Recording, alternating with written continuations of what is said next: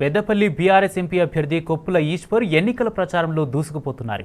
ఆయన విజయాన్ని కాంక్షిస్తూ మంచిర్యాల జిల్లా చెన్నూరు పట్టణంలో రేపు ప్రజా ఆశీర్వాద బహిరంగ సభ జరగనుంది. బీఆర్ఎస్ వర్కింగ్ ప్రెసిడెంట్ కేటీఆర్ ముఖ్య అతిథిగా పాల్గొనే సభ ఏర్పాట్లను మాజీ ఎమ్మెల్యే పాల్కా సుమన్ పరిశీలించారు. రైతులు, మహిళలు పెద్ద ఎత్తున పాల్గొని సభను విజయవంతం చేయాలని సుమన్ కోరారు. అబద్ధపు హామీలతో ప్రజలను మోసం చేసిన కాంగ్రెస్ పార్టీకి బుద్ధి చెప్పాలని పిలుపునిచ్చారు.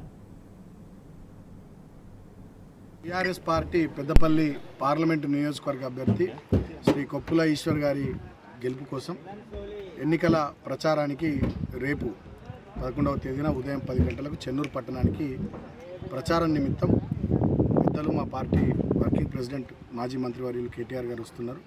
సో ఇక్కడ చెన్నూరు పట్టణంలోని హై స్కూల్ గ్రౌండ్లో జరిగే ఈ ఎన్నికల ప్రచార సభలో వారు ముఖ్య అతిథిగా పాల్గొని ప్రసంగించనున్నారు.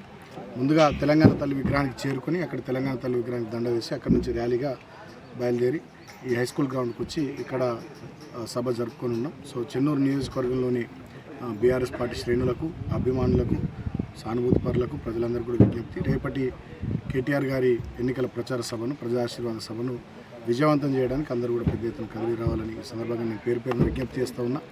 ఎందుకంటే రేపు ఎన్నికల ప్రచారంలో చివరి రోజు.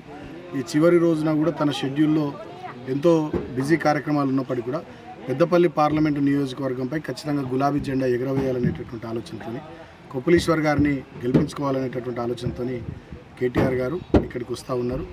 ఇక్కడ మీ అందరు కూడా తెలుసు, పెద్దపల్లి పార్లమెంటు నియోజకవర్గంలో కాంగ్రెస్ పార్టీ ఎవరికి టికెట్ ఇచ్చింది.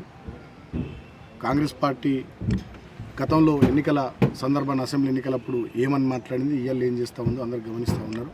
ఆనాడేమో మమ్మల్ని కుటుంబ పాలన అన్నారు.